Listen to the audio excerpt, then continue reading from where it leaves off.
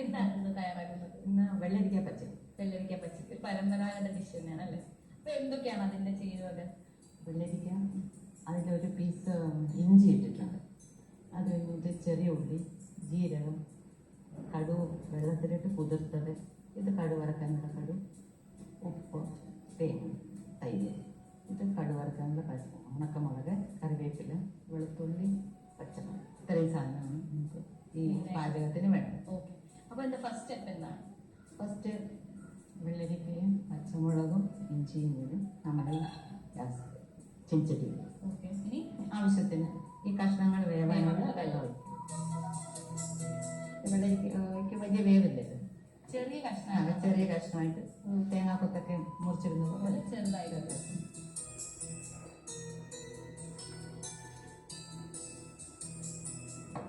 വേവിക്കും. അപ്പൊ നമ്മള് ഇതിനകത്തേക്ക് വെള്ളരിക്കയും പച്ചമുളകും ഇഞ്ചി ഇട്ടു, പിന്നെ അത് വേവാനുള്ള വെള്ളം ഇട്ടു, അതിൽ ഉപ്പിട്ട് ഉപ്പിട്ട് ഇത് വെന്ത് വെള്ളം വറ്റണം.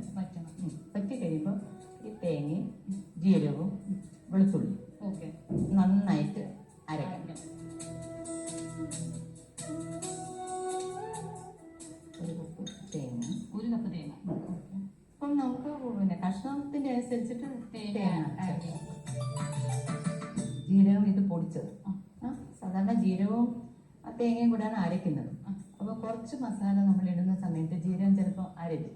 അപ്പോൾ നമ്മൾ ചെറിയ ഫാമിലി ആണെങ്കിൽ കുറച്ച് കറികളല്ലേ വെക്കത്തുള്ളൂ. അപ്പോൾ നമ്മൾ ജീരകം വെളുത്തുള്ളി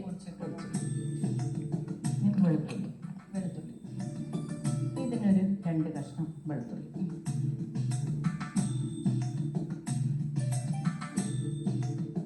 അപ്പോൾ നമുക്ക് ബട്ടർഫ്ലൈ മിക്സിയിൽ അരപ്പ് അരച്ചെടുക്കാം.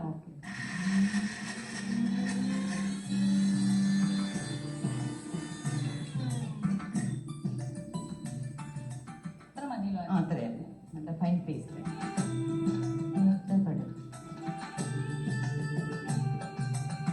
നമ്മുടെ തേങ്ങ ഇപ്പൊ ഏകദേശം നല്ല പേസ്റ്റ് ആയിട്ടുണ്ട്. അപ്പൊ ആ അരപ്പിലേക്ക് നമ്മൾ കുതിർത്ത് വെച്ച കടുക് ആഡ് ചെയ്തിട്ടുണ്ട്. അത് ജസ്റ്റ് ഒന്ന് ഉടഞ്ഞാൽ മാത്രം മതി.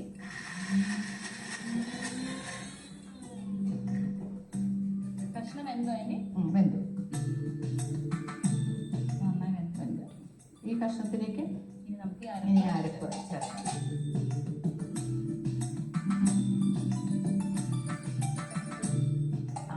വെളുത്തുള്ളിയുടെയും ജീരകത്തിൻ്റെയും